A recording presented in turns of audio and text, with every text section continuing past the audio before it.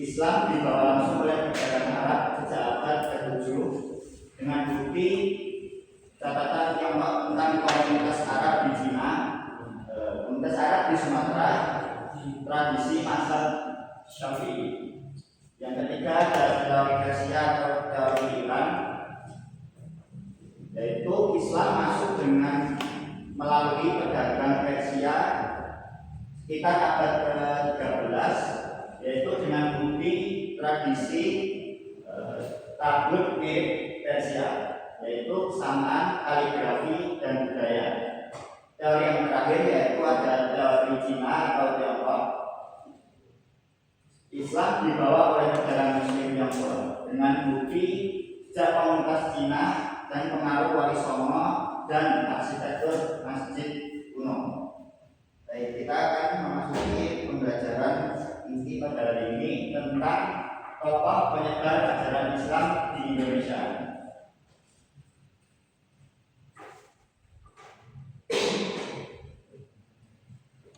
Pertama, penyebaran Islam di Indonesia berlangsung berkat peran para tokoh dan ulama yang berdakwah dengan damai melalui pendidikan, perdagangan, serta keteladanan perjuangan mereka menjadikan Islam berkembang sangat pesat dan menjadi bagian penting dari kehidupan di Indonesia. Jadi para tokoh ini sangat berperan pada perkembangan Islam di Indonesia, seperti yang terjadi pada zaman sekarang. Tokoh yang pertama itu ada Sultan Malik Al-Saleh yang berkontribusi sejak tahun 1267 hingga 1297 Masehi. Beliau ini sebelumnya bernama Meurasilu yang kemudian berganti menjadi Sultan Malik Al-Saleh. Beliau ini adalah pendiri serta raja pertama pada kerajaan Samudra Pasai. Telah masuk Islam melalui Syekh Ismail dari Mekah. Sultan Malik Al-Saleh ini masuk Islam melalui Syekh Ismail yang berasal dari Mekah. Sultan Malik Al-Saleh ini memimpin selama 29 tahun dan menjadikan Pasai pusat penyebaran Islam di Nusantara. Jadi Sultan Malik Al-Saleh ini sangat berperan karena ia adalah pendiri serta raja pertama yang ada di Samudra Pasai.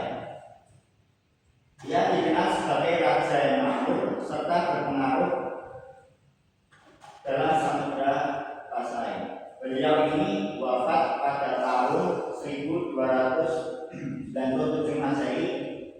Kemudian beliau ini dimakamkan di Berulingan, Aceh Utara. Selanjutnya yaitu ada Sultan Ahmad. Beliau ini merupakan Sultan Samudra Pasai yang ketiga yang bergelar Sultan Malik Al-Tahir II. Beliau ini memimpin sejak tahun 1326 hingga 1348 Masehi. Pada masa pemerintahannya, Kesultanan Samudra Pasai ini dikunjungi oleh seorang penjajah dari Maroko, yaitu Ibnu Battuta. Menurut catatan Ibnu Battuta, Sultan Ahmad ini sangat memperhatikan perkembangan dan kemajuan agama Islam. Beliau ini berusaha keras untuk menyebarkan ajaran Islam ke berbagai wilayah di sekitar Samudra Pasai.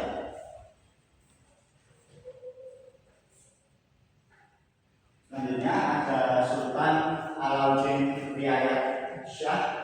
Beliau ini memimpin sejak tahun 1538 hingga 1570 Masehi.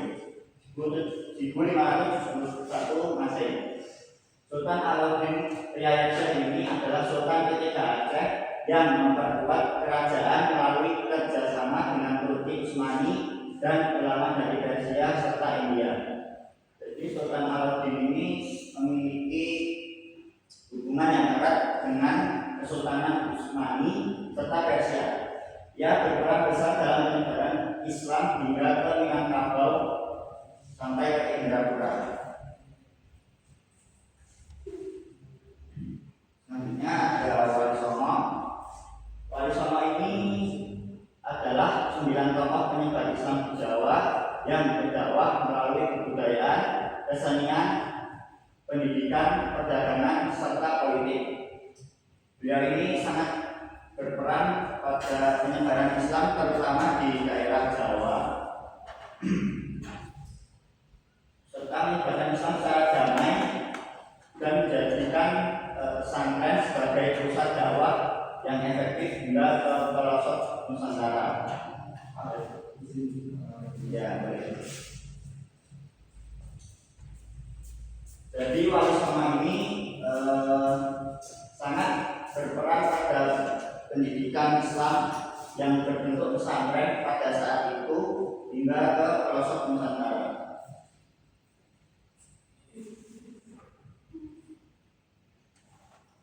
Selanjutnya ada Sultan Alauddin. Sultan Alauddin yang nama marganya yaitu I Manarani Daeng Manarani adalah raja Goa pertama yang memeluk Islam bersama Raja Kalo, sehingga rakyat Goa Kalo turut masuk Islam. Jadi Sultan Alauddin ini sangat berperan pada kemajuan Islam di Goa Kalo. Oleh karenanya banyak masyarakat di Goa Kalo ini yang masuk Islam karena didikan dari Sultan Alauddin. Pada masa pemerintahannya, Islam menyebar ke Buton, Dompu, Sopeng, Wajo, dan Boning. Jadi Sultan Alauddin ini tidak hanya ke Gorontalo, tapi juga menyebar ke Buton, Dompu, Sopeng, Wajo, dan Boning, yang dibantu oleh dakwah dari Datuk Tri Bandan dari Minangkabau.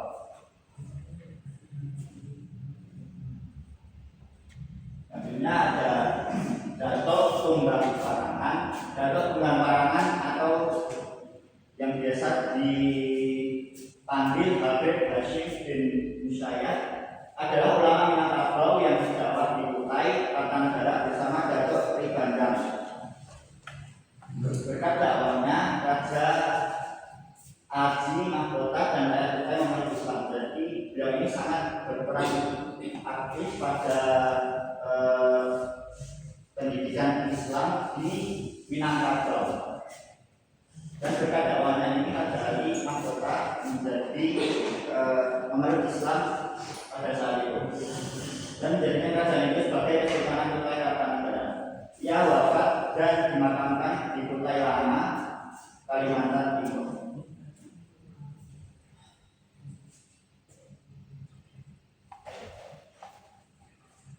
Dan terakhir ada Sultan Zainal Abidin. Sultan Zainal Abidin ini memerintah Kesultanan Ternate pada tahun 1486 hingga 1500 Masehi dan menjadikan Islam sebagai dasar pemerintahan. Jadi dalam pemerintahan Sultan Zainal Abidin ini, Kesultanan Ternate sangat maju dalam pendidikan Islam.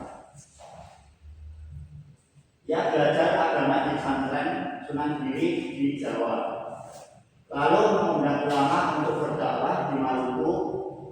Beliau ini mendirikan pesantren dan lembaga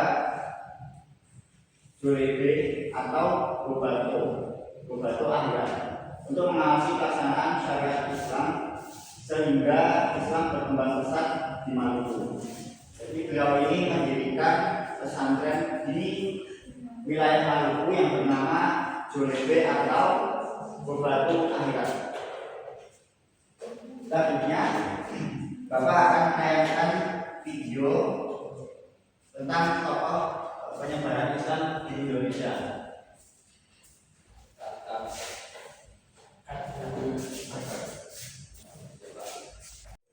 Jadi ini adalah video tentang penyebaran Islam yang ada di Indonesia. Silakan disimak baik-baik. Perjuangan kembali di historik Indonesia. Pada episode sebelumnya, kita sudah membahas mengenai masuknya agama Islam ke Indonesia. Kemudian, Islam menyebar bersama cepat dan meluas di berbagai wilayah Nusantara.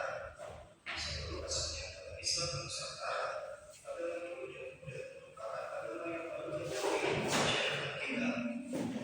Nampaknya, pengelolaan Islam dan agama sangat besar yang menjadi agama mayoritas di Indonesia. Dan bagaimana proses penyebaran agama Islam?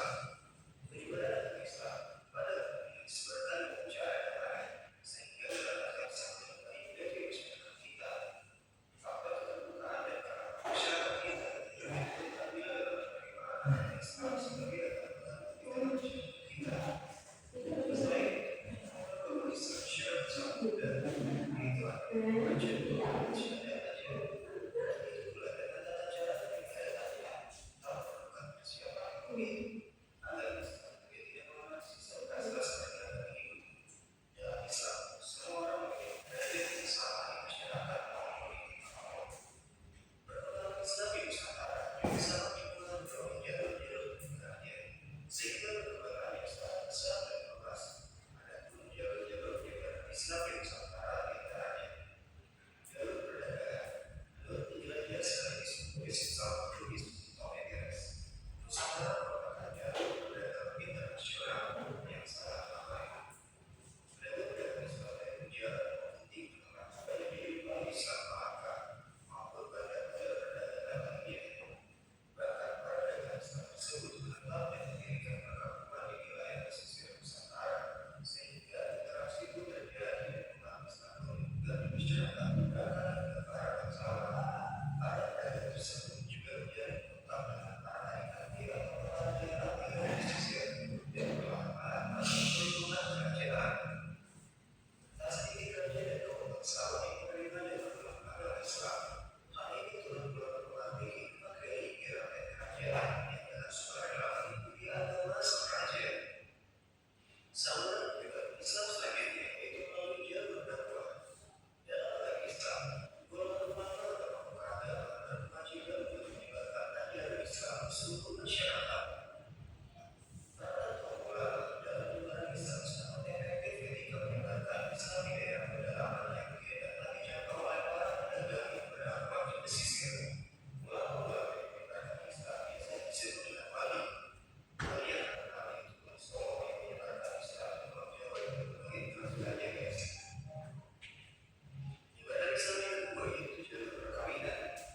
Perkawinan terjadi antara pedagang-pedagang Islam maupun kaum ulama yang tinggal di masyarakat sekitar yang masih mengagama Hindu, Buddha maupun agama lokal.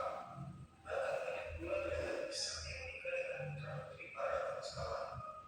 Pernikahan juga terjadi antara sesama bangsawan berbeda keyakinan. Seperti contohnya pernikahan tercapai antara Islam dengan raja-raja dan agama Majapahit. Ataupun juga pernikahan antara Muslim yang beragama Hindu dengan Jenis Barat. Hubungan mereka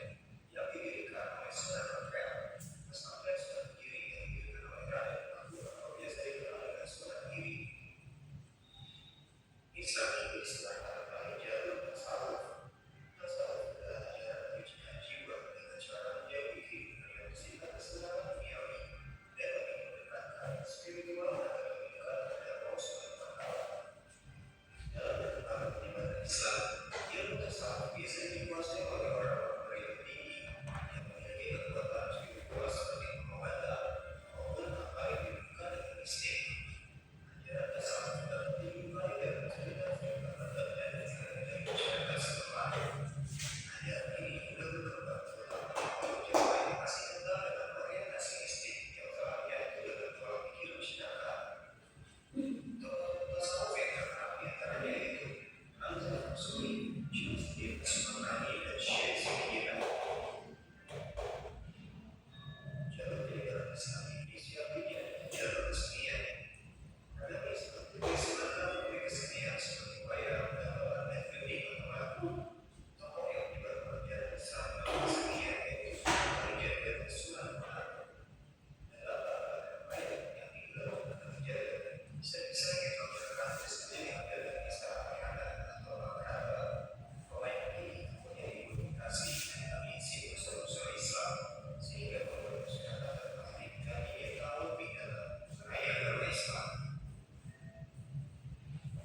Oke guys, ini itu aja pembahasan dari kami yang beragama Islam Indonesia. Jika kalian suka dengan video ini, jangan lupa tinggalkan like, share, dan subscribe.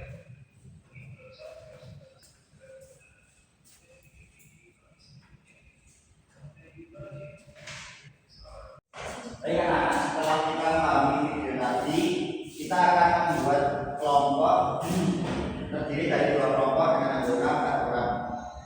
Baik, sekarang bisa dibagi 4 orang 4 orang.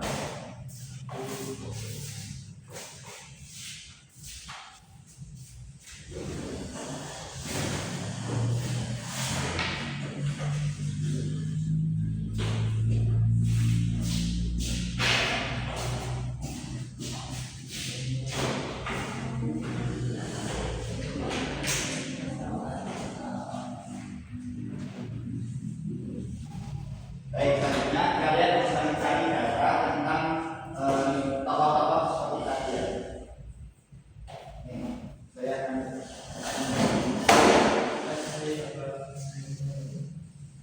baik. Selanjutnya kalian bisa berdiskusi tentang kelompoknya. Disuruh mencari data tentang tokoh-tokoh dari penyebar ajaran Islam yang ada di Indonesia.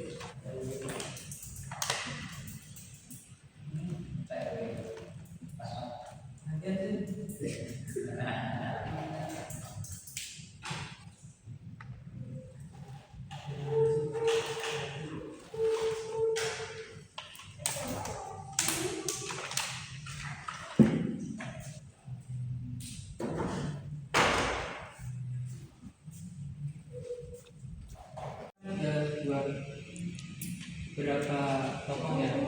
Ini bisa dilanjutkan, Mas Web.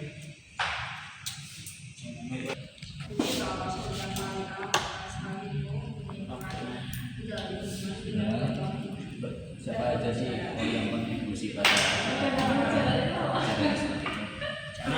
seperti itu? Siapa?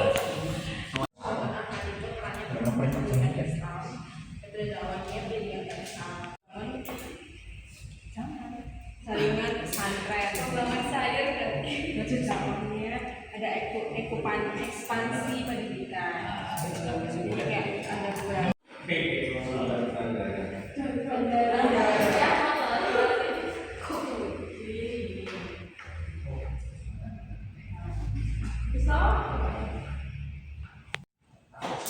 Baik, sudah ya diskusinya. Silakan masing-masing kelompok bisa presentasi ke depan.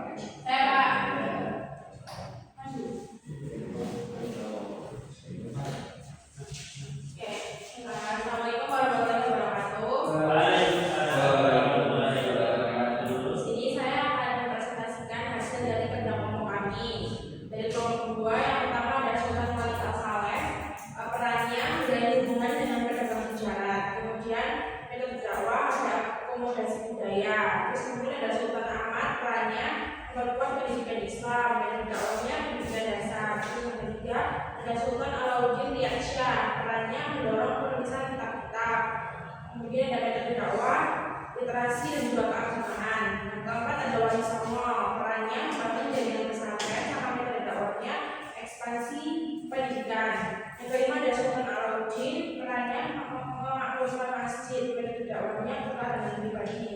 Yang keenam ada Sultan Zainal Abidin, perannya menjalin hubungan ulama Jawa dan juga Arab, metode dakwahnya mobilisasi utama. Yang terakhir ada Datuk Tunggal Pangan, perannya mendorong agar bahasa di syarat metode dakwahnya integrasi ada dan juga syariat. Ya, terima kasih. Wassalamualaikum warahmatullahi wabarakatuh. Ya, Sarina, kelompok.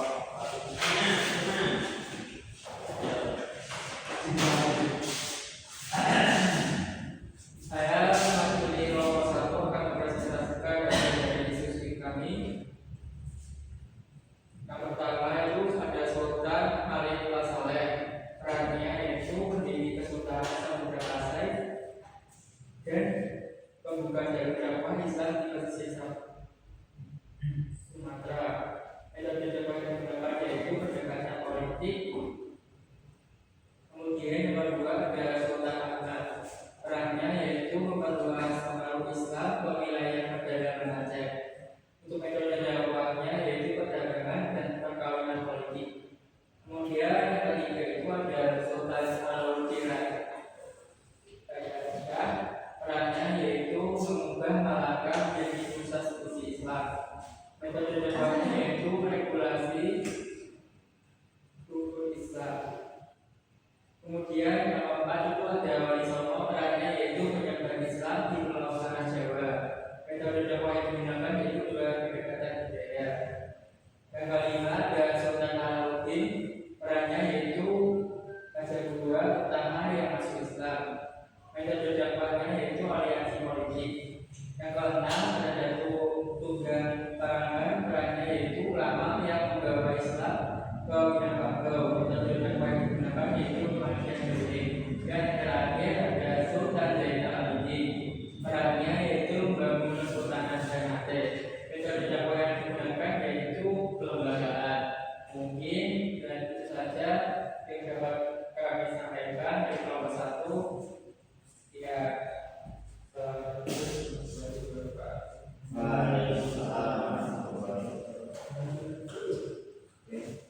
Dari kelompok tadi, coba bersama dengan pertandingannya. dari perbandingan kelompok 1 dan 2 tadi itu berdasarkan pendekatan dakwahnya,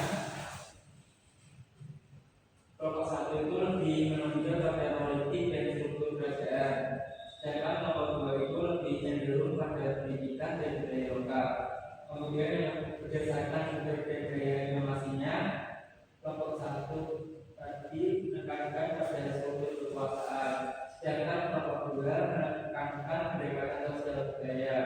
Dan yang terakhir yaitu berdasarkan peran tokohnya, kelompok saya tadi menggunakan tokoh sebagai pemimpin formal, sedangkan kelompok 2 menggunakan dakwah yang fleksibel. Itu Pak. Ya, terima kasih. Jadi nilai yang bisa kita ambil dari pembelajaran kali ini, bagaimana tokoh-tokoh tersebut menyampaikan atau menyebarkan ajaran Islam di Indonesia dengan berbagai metode, berbagai cara, supaya ajaran Islam ini terus berkembang di Indonesia. Lalu selanjutnya mungkin kita cukupkan pembelajaran kita pada hari ini.